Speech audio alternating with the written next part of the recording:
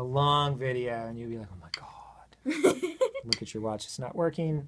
I was supposed to get a battery for this today. All right, so normally I would say, you know, just do your double stroke roll by taking your single and then getting an extra bounce out of it. Because it is important to keep your wrists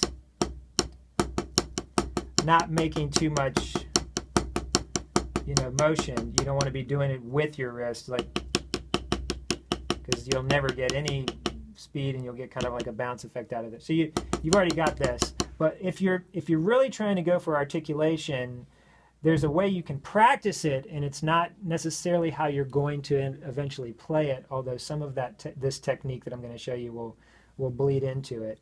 What you do is you snap the second note to make that one actually louder, and it comes from a motion of this, where you're still holding with your fingers. This is your fulcrum, but these three fingers that are normally curled around are actually extending and letting the stick come down, and then you snap it back. And your thumb kind of does a little bit different too. It does this like up and down thing.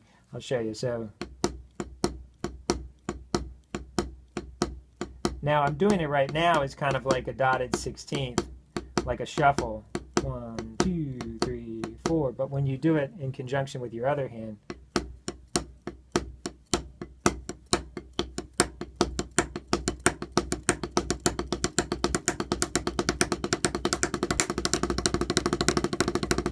now, I haven't done that for a while, so it kind of sounds sloppy when I try to get faster, but that is one technique I know that will help articulate the second note and have it not be like that, where you got kind of like a buzz. So those are the two ways.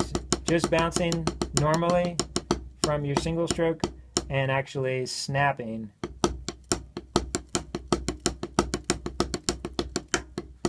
And that's what it looks like.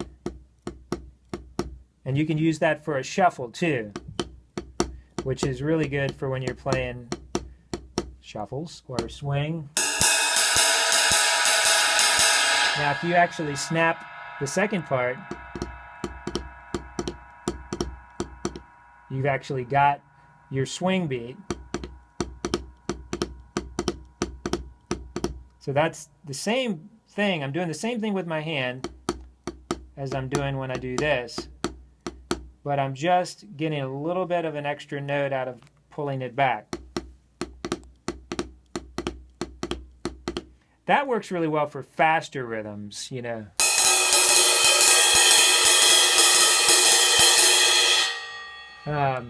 So anyway, there's all that stuff. We can talk about swing rhythms a little bit more later.